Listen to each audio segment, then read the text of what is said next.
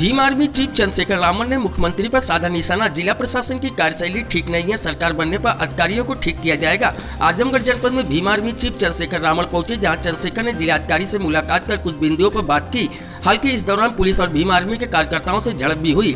माहौल बिगड़ने के बाद कलेक्ट्रेट परिसर में आला अधिकारी सहित पुलिस बल भी मौजूद रहा। शहर के एक निजी होटल में आयोजित प्रेस वार्ता में भीम आर्मी चीफ चंद्रशेखर रामन ने कहा कि सरकार के कथनी और करने में बहुत फर्क है। इस सरकार में अधिकारी अपनी जिम्मेदारियों पर खरा नहीं उतर रहे हैं, जिसकी वजह यह है कि शहर की कानून व्यवस्था बिल्कुल बिगड़ गई है। मौजूदा सरकार पर भीम आर्मी चीफ चंद्रशेखर रामन ने निशाना साधते हुए कहा कि सरकार बनने पर अधिकारियों को ठीक किया जाएगा। उन्होंने मुख्यमंत्री के ऊपर कटाक्ष करते हुए कहा कि मुख्यमंत्री ने जनता से वादा किया था कि सरकार बनने के बाद कानून व्यवस्था को सही किया जाएगा, लेकिन ऐसा नहीं हुआ। वहीं कानून व्यवस्था के नाम पर सरकार विरोधियों को ठिकाने पर लगा रही है। क्या कुछ कहा आपको हम सुनाते हैं।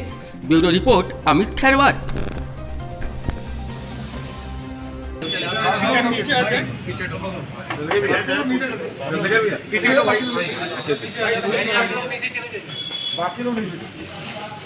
देखिए, हम लोग आज आजमगढ़ में हैं और आजमगढ़ में कानून व्यवस्था का बुरा हाल है। पिछले एक महीने में रात में आया था, मैंने चेक किया तो 40 से ज़्यादा घटनाएं हुई जिस पर कोई सकारात्मक कार्रवाई नहीं हुई।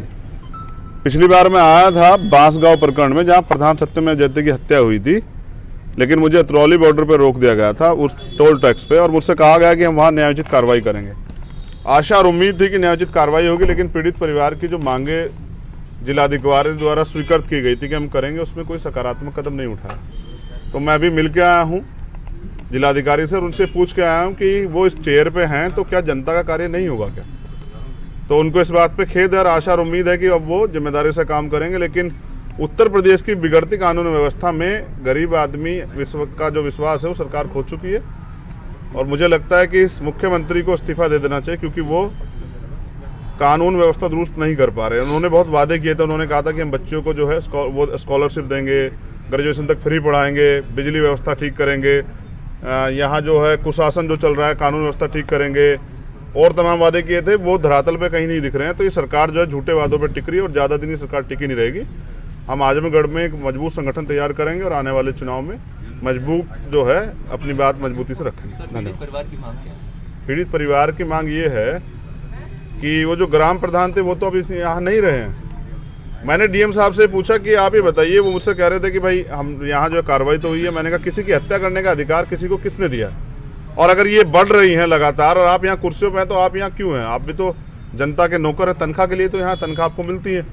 तो मुझे तो तनख्वाह नहीं मिलती, लेकिन आप अपना काम जिम्मेदारी से क्यों नहीं कर रहे हैं? तो पीड़ित परिवार की मांग थी कि उन बच्चों की पढ़ाई कैसे होगी जिनके फादर चले गए, और उनका जीवन कैसे यापन होगा जिनके फादर अब इस दुनिया में नहीं रहे। उनकी प्रधानी तो चली गई, लेकिन जो सम्मान भी था दलित समाज का वो भी गया। उस सम्मान को आप कैसे लौटाएंगे? आज भी पीड़ित परिवार डरा हुआ है, कोई सुरक्षा व्यवस्था वहाँ नहीं है। तो मुझे खेद है कि बड़ी बड़ी बातें हो रही लेकिन काम नहीं हो रहा है। दुखद है। जातिगत मुद्दों की बात की जाए तो और भी दलित परिवार पे कई पीड़न हुए हैं, उन पर आपकी नज़र कब तक पड़ेगी? और मैंने उन सारियों को लिस्टेड करके मैंने बताया कि वो लगभग 39-40 घटना थी। मैंने वो डीएम साहब के सामने रखी है कि भाई ये बताइए कि अगर आप यहाँ व्यवस्थित तरीके से काम कर रहे हैं तो ये इन घटनाओं पे काम क्यों नहीं हो रहा है? और अगर काम नहीं हो रहा है तो आप ये बताइए कि आप यहाँ क्यों हैं? कैसे अधिकारी हैं जो आपके नेतृत्व में जो है यहाँ अच्छा काम नहीं हो रहा? और यही बात मैं जो है यहाँ के एसएसपी से पूछना चाहता हूँ कि वो बताएं कि जब वो क्राइम पे कंट्रोल नहीं कर पा रहे हैं तो बड़े बड़े हवाई दावे क्यों करते हैं? और जो बताया जा रहा है कि कानून व्यवस्था बहुत अच्छी हो रही, कानून व्यवस्था के नाम पे जो है राजनीतिक विरोधियों को ठिकाने लगाने का काम जो उत्तर प्रदेश सरकार करा रही है, वो जो तमाम इनकाउंटर सब चीज़ें हैं, जो राजनीतिक विरोधी है उनको सरकारी तंत्र से मरवाने का काम कर रही है, ये ज़्यादा दिन नहीं चलेगा उत्तर प्रदेश में। अच्छा, पूर्वांचल में बस क्या रणनीति बना रहे हैं आगे? सर, पहली बात तो पूर्वांचल भी देश का एक हिस्सा है और बसपा तो करती है, लेकिन भाजपा ज़्यादा करती है। यहाँ तो प्रधानमंत्री ने ये बयान दिया कि मुझे दलितों को मत मारो, मुझे मार लो, और उन दलितों के को जो है इस उत्तर प्रदेश में एजुकेशन का बजट इतना कम कर दिया गया, स्कॉलरशिप खत्म कर दी गई है, और अभी 69,000 शिक्षक भर्ती हुई थी, जिसमें SC ST OBC के बच्चे धरना दे रहे हैं कि आरक्षण का जो नियमानुसार पालन नहीं हुआ है। उनके बातों पे ना करने के बजाय जो है सरकार पे एक झूठ है कि वो कहते हैं कि ये लोग तो भेजे गए हैं, विपक्ष के हैं। मेरी जिम्मेदारी यह है कि अब दलितों के साथ साथ बहुजन समाज के पास दो विकल्प, जो अच्छा कार्य करेगा जो संघर्ष करेगा, उनके मुद्दों पे बात करेगा, उनके लिए लड़ेगा, उनके लिए सड़क से लेके और विधानसभाओं के बाहर जो लड़ाई लड़ेगा, संघर्ष करेगा, लाठियां खाएगा, जेल खाएगा जाएगा, जनता उनके साथ रहेगी। या जो लोग एसी में बैठ के सिर्फ उनकी बातें करेंगे, उनके लिए काम नहीं करेंगे, उनके साथ रहेगी। जनता पे चॉइस है। अगर मैं गलत करूंगा तो जनता मेरा साथ नहीं देगी, लेकिन ये जन समर्थन इस बात का गवाह है कि मेरा काम जो है आगे बढ़ रहा है।